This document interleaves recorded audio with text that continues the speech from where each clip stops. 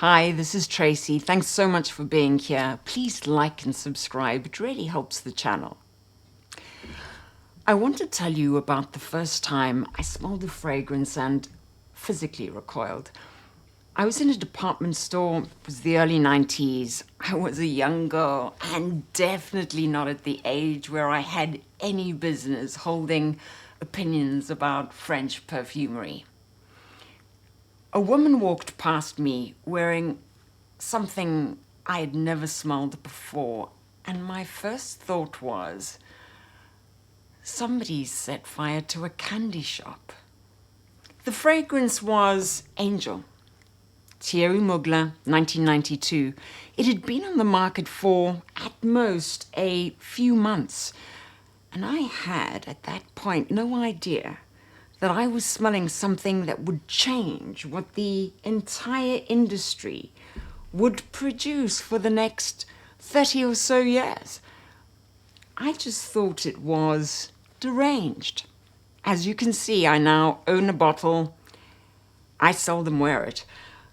And I've also made peace with the fact that the younger version of me had a more interesting nose than the woman I've become, because she could tell instantly that something genuinely strange had just walked past her.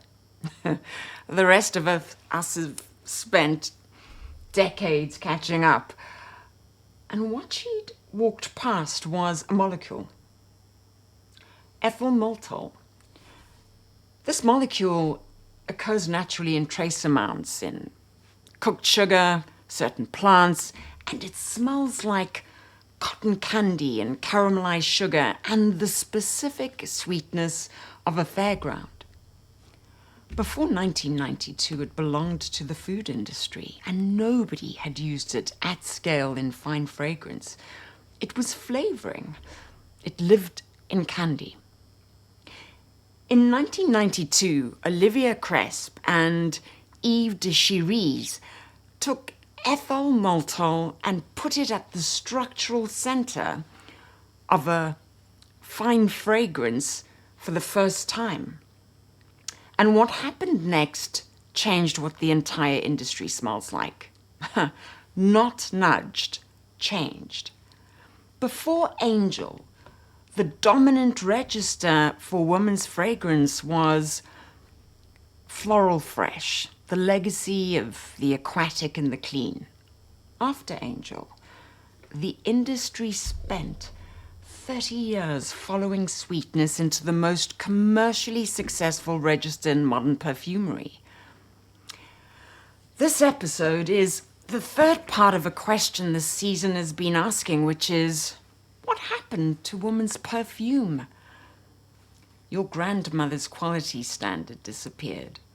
Rose retreated from the mainstream.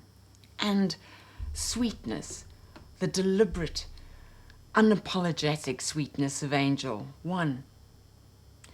Here's how it won, and here is what it cost. Before sweetness, the vanillas.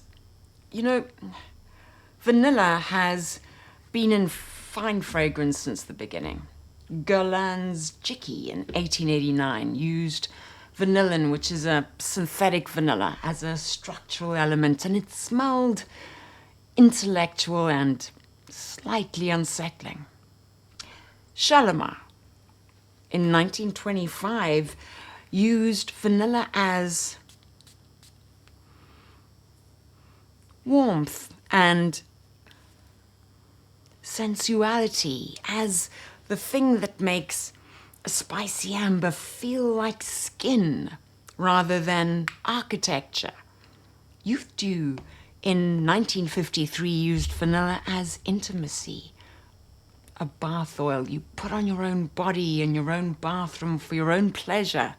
Not a single one of those smells like a bakery. That's the distinction. Vanilla in classical perfumery was a material with complexity, resinous,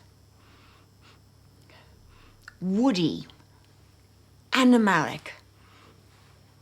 When paired with civet, castoreum, it was warm, never simple. The vanillas your grandmother wore smelled like people, complicated people. Angel does not smell like people. Let me spray it on skin. Tricky bottle. Ooh, hang on. Ooh.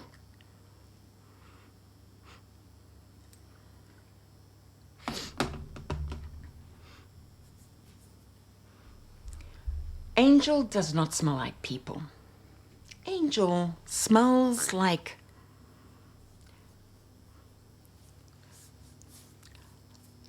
cotton candy, like chocolate and patchouli, and the specific sweetness of childhood abundance before you knew what desire was and before the world had given you reason to be afraid of the body.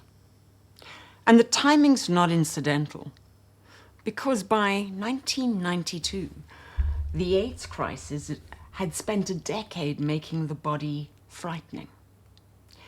The animalic, skin-close fragrances of the 1980s, opium, poison, obsession, smelled of risk. CK1, which arrived 2 years after Angel, responded differently. It did not make the body disappear. It replaced the body with something safe. The sweetness of Angel is pre-sexual. It's the fairground before anyone told you what the world was going to be like. Two responses to the same fear. CK1 said, I would rather smell like nothing. Angel said, I would rather smell like everything I loved before I was afraid.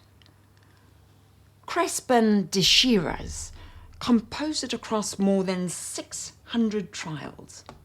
The ethyl maltol was the breakthrough. Sweetness at a concentration and a structural position nobody'd attempted, but the patchouli underneath is what makes it work. Without the darkness in the base, the sweetness is flat and headachy. With it, the sweetness has depth. The cotton candy has a shadow. The industry looked at Angel's commercial success and learned the wrong lesson. The lesson they took, sweetness sells. The lesson they should have taken is that Cresp and de Chiris had done something formerly unprecedented. The market responded to the innovation, and the patchouli base is load-bearing. But if you remove the darkness, you have confection, not a composition. The industry removed the darkness for 30 or so years. Kayali Vanilla 28 is excellent. You can see I have made quite a dent on this bottle. It's the comfort register, mass distributed. Gen Z didn't choose it because they lacked taste. They chose it because the world gave them reason to want comfort, and the register was there waiting. And not only because Angel had built it in 1992. The register existed before the West arrived. Latafa, Khamrah Qahwa, the Gulf tradition, has been in the vanilla amber warm register for centuries. Long before the Western mainstream noticed there was a register to be in. Oud, amber, vanilla, the warm spice profiles, not a trend, not a discovery, not a 2018 rebrand, a continuous tradition that the Western market eventually arrived at by a different road and called new. The Western gourmand boom was a convergence, not an invention. Angel met an existing register the West had been ignoring and made it commercially, undeniably in a Western frame, and the two streams merged into the dominant accord of the last couple of decades. Qahwa makes that register available at a price point the Mugler and the MFK versions don't reach. The sweet, warm register crossed cultural borders in ways other Western registers just never managed, because it didn't start in the West. What sweetness displaced? The chypre, the animalic base, the iris, the leather, the oak moss and civet compositions that defined fine fragrance for a century. Your grandmother's perfume wasn't sweet. You know, it was dense.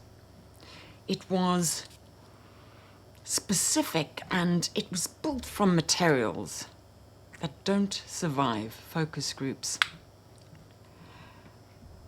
The industry replaced those materials with ethyl maltol and called it progress. The most successful fragrance argument of the last 3 decades is sweetness as armor, and that argument is still winning. I own a bottle of Angel, and I own a bottle of Kayali Vanilla 28. And I reach for them on the days I want comfort more than I want argument, which is more days than I'm prepared to admit on camera. The register won because it was offering something real. Protection from a world that had made the body frightening and then made everything else frightening too. And I'm one of those people who took it. That's not a contradiction. That's the point.